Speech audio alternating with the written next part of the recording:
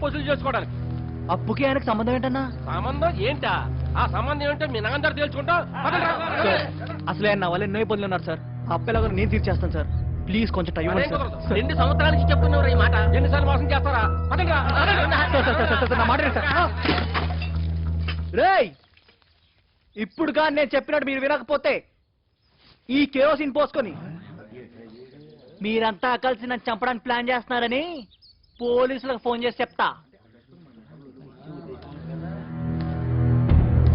చావరా, చావు, చావరా. నా పేరు చెప్పరా. పోలీసులకి వైన్ షాప్ రాంబాబుని పేరు చెప్పు. నాకేం భయం లేదు. నీ డబ్బులు కూడా నాకు ఎక్కలేదు.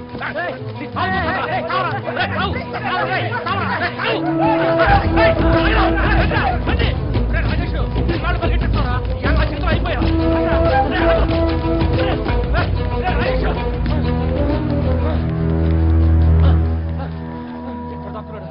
ఎక్కడికి వెళ్ళడప్ప? రాజేష్, నా అప్పు తెచ్చకపోతే నీ ప్రాణాలు తెస్తాను రా. ఏమనుకుంటున్నావు?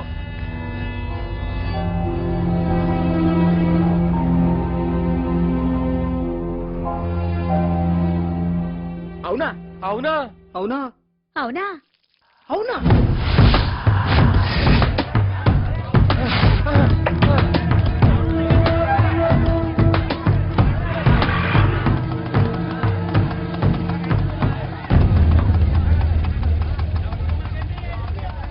థ్యాంక్స్ అండి. అమ్మమ్మ, నేను చెప్పాలండి మీకు థ్యాంక్స్. ఇచ్చేసారు. మీదెంత బాబు? 18,000 రావాలండి.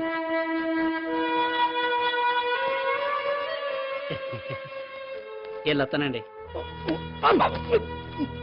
నీదెంత అయ్యా? 13,000 అండి. నీ వెనకాల తిరగలేక వచ్చాను రా బాబు.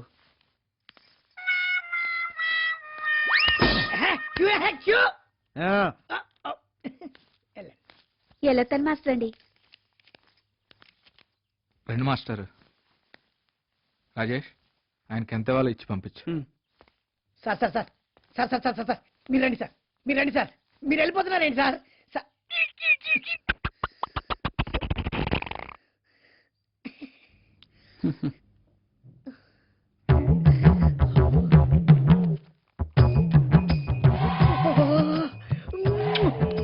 నా జీవితంలో ఈ డబ్బులు మళ్ళీ వస్తాయి అనుకోలేదు. కల్లో కూడా ఊహించలేదు ఈ డబ్బులు నాకు ఇస్తామని. మహానుభావుడు, దేవుడు, సత్య హరిశ్చంద్రుడు అని ఊర్లో అందరూ చెప్పుకుంటున్నారు. నీ గురించి కాదు, మీ నాన్న గురించి. బాయ్. ఈ 1000 రూపాయలు తీసుకో. అప్పు కాదు, ఫ్రీ. మీ నాన్నగారి పేరు మీద గుళ్ళు అర్చన చేయొచ్చు. ఈ ఇల్లు మీ జీవిత కష్టం. కష్టపడి రూపాయి మిగిలించుకుని ఎంతో ఇష్టపడి కట్టుకున్నారు. అటువంటిది వాడు చేసిన అప్పులు తీర్చడం కోసం ఈ ఇంటిని అమ్మేస్తారా? అమ్మకు తప్పలేదు మాస్టర్. అయినా ఈ ఇల్లు మేము కొన్న ఆస్తి. పోతే సంపాదించుకోగలం, కానీ వాడు మా కన్న ఆస్తి, మాకున్న ఏకైక ఆస్తి. వాడు దూరం అయితే తట్టుకోలేదు. ఏ పరిస్థితుల్లోనూ వాడికంటే మాకు ఏది ఎక్కువ కాదు మాస్టర్.